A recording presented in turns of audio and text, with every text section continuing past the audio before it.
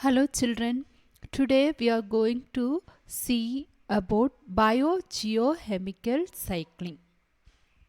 Okay, so uh, we know that there is an interaction between living and non-living things. Okay, so the substance which is released or which is produced by non-living things can be used by the living things, and again from the living things it will go back to the non-living things. Okay, so the flow of substances from non-living to living and living organism back to non-living things are called the cycling of substance. So in the environment there is an interaction between the living and non-living things. Due to that, the substance will be produced by non-living thing to living, and it will back to non-living things. That is called cycling of substance. Okay, so cycling of chemical elements like carbon, oxygen, nitrogen, phosphorus, sulfur and water in the biosphere is called as biogeochemical cycle. Okay, so the cycling, so due to the interaction of living things and non-living thing, certain chemical elements like carbon, oxygen and nitrogen, sulfur, water in the biosphere, or it is flowing back from soil or from atmosphere to the living things. Again it will return to the soil, again from the soil to the living organism. Okay, so the cycling of chemical elements like carbon, oxygen, nitrogen, phosphorus, sulfur and water in the biosphere is called as biogeochemical cycle. Okay, so there is an interaction between living things, non-living things, which result in the cycling of certain chemical elements, which is called as biogeochemical cycle. So this chemical cycle, it operates through soil, water, air and biotic factors. So what is meant by biotic factors? Living things. Okay, so it will be operated, or this cycling process will occur through soil, water, air and biotic factors. Now, first of all, we can see about water cycle.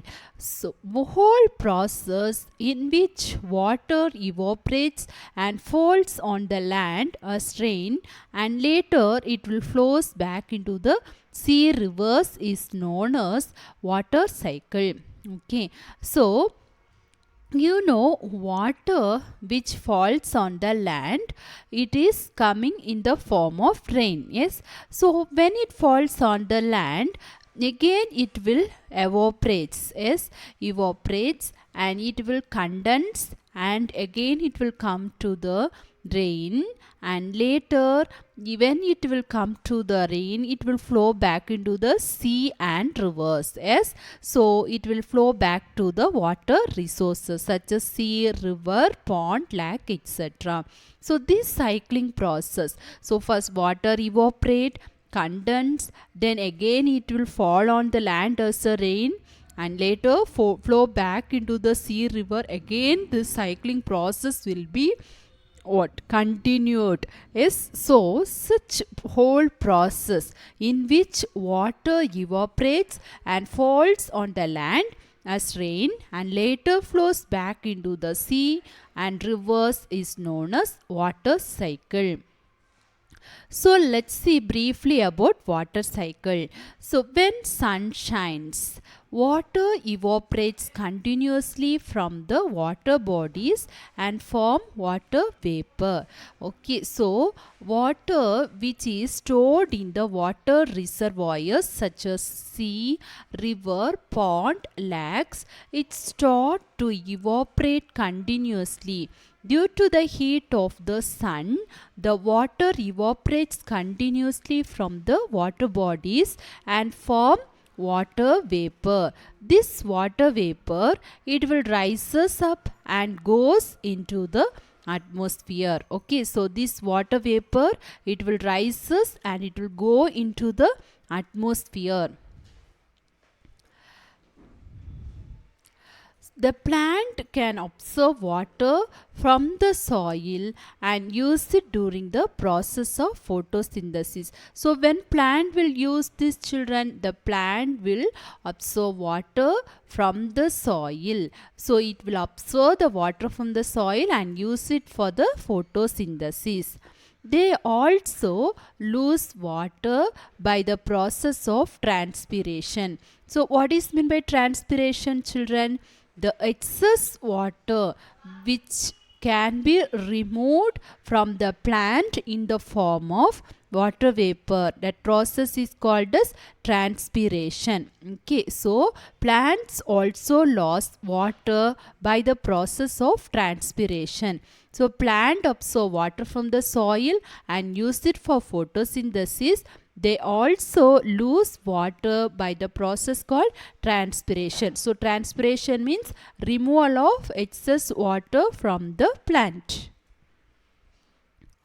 Now the water vapor which is produced by transpiration process also go into the atmosphere. Okay, so we know due to the heat of the sun, the water present in the water bodies, it start evaporate and converted to water vapor, go to the atmosphere. In the same way, the water vapor which is produced by transpiration, it also goes into the atmosphere. So the process of, not only this, the process of respiration and evaporation from the surface of animal body produces water vapor. Okay, so when we are undergoing respiration process and evaporation from the surface of animal body also produces water vapor which will goes into the atmosphere. And now the water evaporate. Yes, so this after evaporating, it will goes into the what atmosphere in the form of water vapor, and this water vapor get condensed or get cooled in the atmosphere, and which will result in the formation of, again this water vapor gets converted into what? Water, drops of water, and forms a cloud, and when this cloud become heavy, it will come in the form of rain. Okay, so during winter, the water falls down in the form of dew or snow. Okay, so the during winter season we know it's very cold. Yes, so the water will fall down in the form of dew or snow. Understood, children? So water cycle process, first the water from the water bodies or the water which is lost by the process of transpiration by the plants and by respiration and evaporation process, this water vapor will goes into the atmosphere, and from the atmosphere again it is undergoing condensation process, that is conversion of water vapor into water, which leads to rain. And during winter, the water falls down in the form of dew or snow. So all of the water that falls on the land does not immediately flow back into the sea. So we know now water is coming in the form of rain to the land. Yes, the water which falls on the land, does not immediately flow back into the sea. Some of it will go into the soil and become part of the underground reservoir of fresh water. Okay, so all the rainwater, it will not go and flow back into the sea. Okay, some of the water will become the part of the underground water, that is fresh water. then this underground water is again taken by plants. Okay, this underground water is again taken by plants and the water cycle continues. Okay, so this is about water cycle. Now here you can see the picture which is explaining the water vapor. So I told that there will be the during transpiration, respiration, evaporation process, the water from the water bodies such as river, sea or groundwater, it will start evaporating and goes into the atmosphere, and it will come back in the form of rain, and it will flow back into the surface water, and some of them will seep into the soil, which will be act as the groundwater reservoir of fresh water. And again this water which is present in the land is utilized by the plant, and such a way this water cycle will be continuing. Okay, now let's see about oxygen cycle. So what is the percentage of oxygen in atmosphere? 21. Okay, so 21% of oxygen is present in the atmosphere. So the cycle process by which oxygen element is circulated continuously through the living and non-living thing of the biosphere is called oxygen cycle. So oxygen also circulated continuously from the living to non-living thing, again non-living to living thing. So the process also cycling process. So the cycle process by which the oxygen is circulated continuously through the living and non-living components of the biosphere is called as oxygen cycle. So how there will be an oxygen cycle? Now human being and animals, they will take oxygen from the atmosphere during the process of respiration.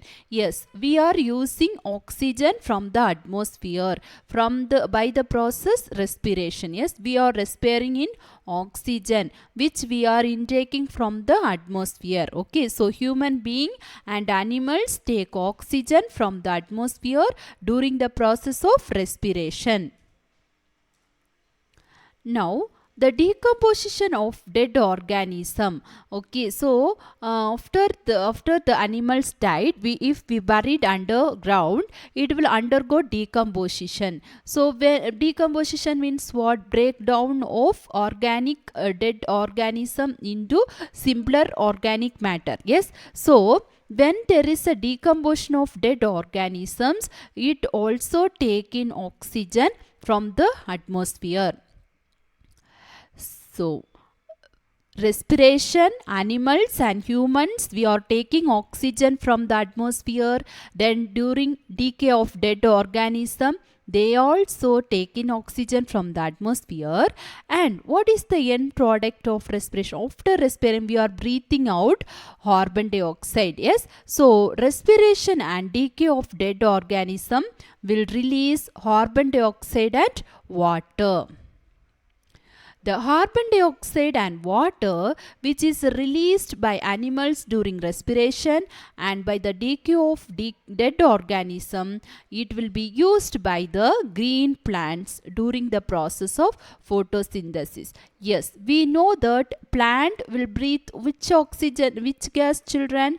Carbon dioxide, is it? So carbon dioxide and water which is released during respiration and decay of dead organisms will be used by the green plants during the process of photosynthesis. They give out oxygen during this process. Okay, they give out what? Oxygen during this process. This oxygen is again used by human beings and animals. Okay, so they give out oxygen during this process, and this oxygen again used by human beings and animals. So this is a cycling process. So first human being, animals, we are intaking oxygen from the atmosphere, and due to respiration and decomposition, the carbon dioxide will be released, which is taken by the plants. Again the plants will give out oxygen, and this oxygen again used by human beings and animals. So that oxygen cycle keeps repeated in nature. This is about oxygen cycle. Here you can see the picture of the oxygen cycle.